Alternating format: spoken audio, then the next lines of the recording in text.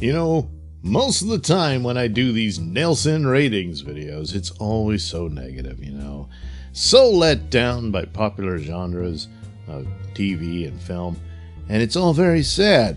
But every now and then, there's one that's just so great. And those videos tend to be short because all I gotta say is, oh God, I love this. And recently that would be, you know, the Orville, of course, for all your Star Trek needs, because Star Trek's not going to deliver. And in the same vein, for all your sci-fi needs, The Expanse, which is just absolutely brilliant.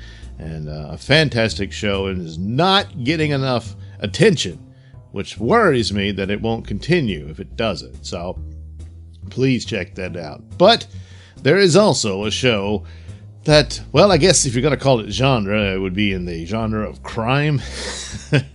But this show beats out everything else. It is absolutely excellent. The best show on television right now.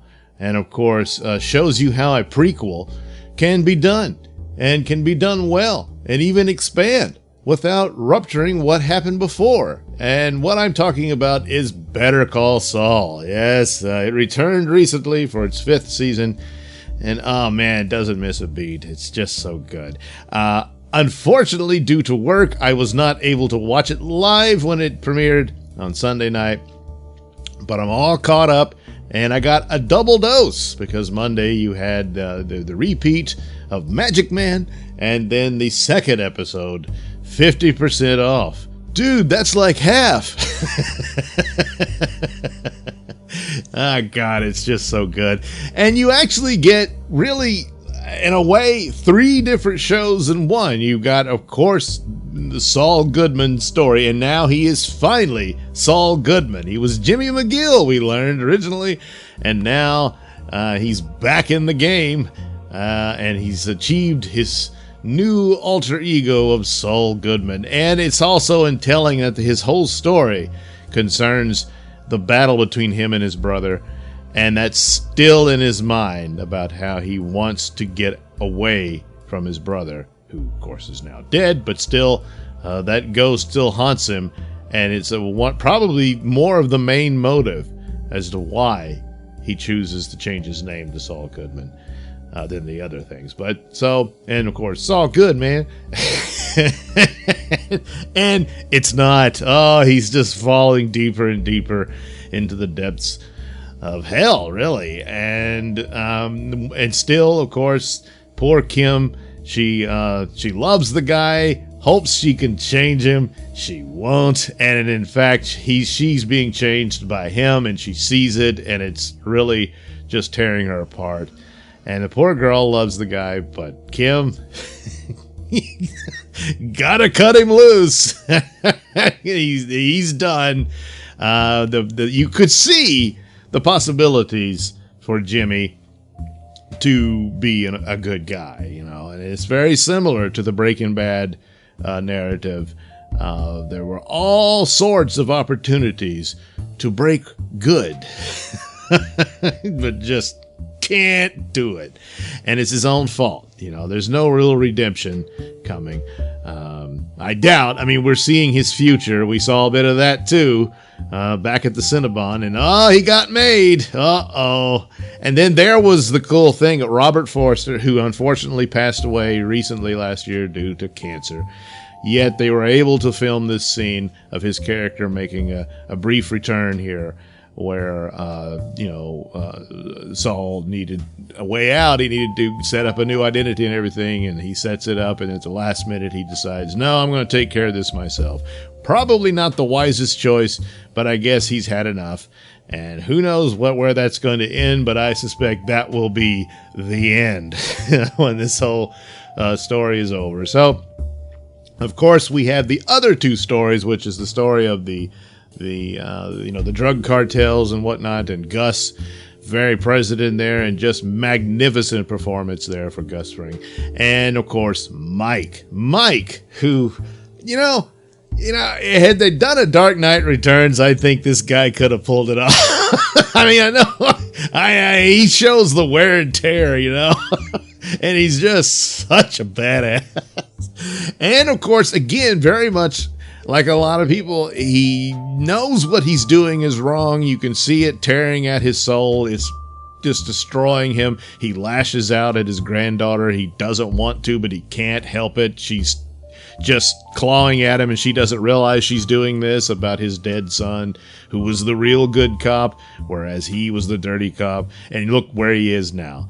You know, well, he needs the money. He wants to take care of his granddaughter, but oh boy, he was forced to kill a man, and the ramifications of that will just drag him down deeper. And of course, we know his ultimate fate from Breaking Bad.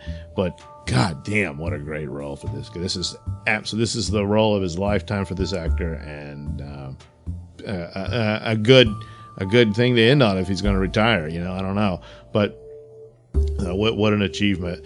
And of course, just the whole way they capture that whole world, and it just comes across so believable. If you have any run-ins with meth heads, you know what I mean. And boy, unfortunately, I do.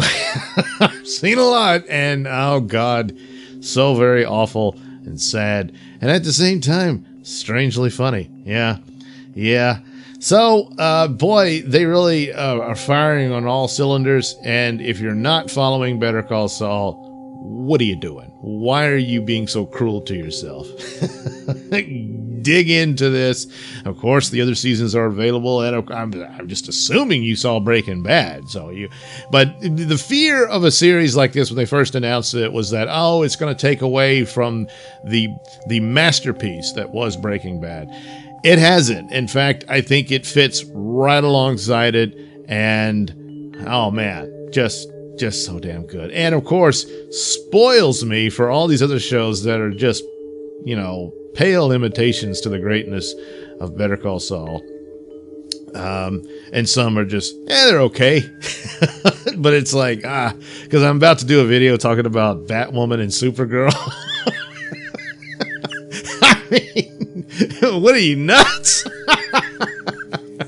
But, well, yeah, and I've abandoned those shows, of course, but just the massive leap there. And also, like I said, like prequels for Star Wars, or prequels for, not Star Wars, Star Trek, that they did and tried to do and all that.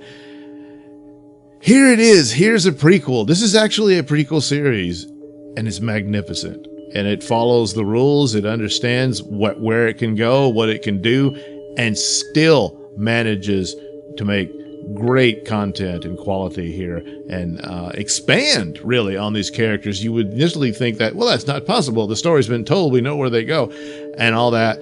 But, oh man, it's just so good.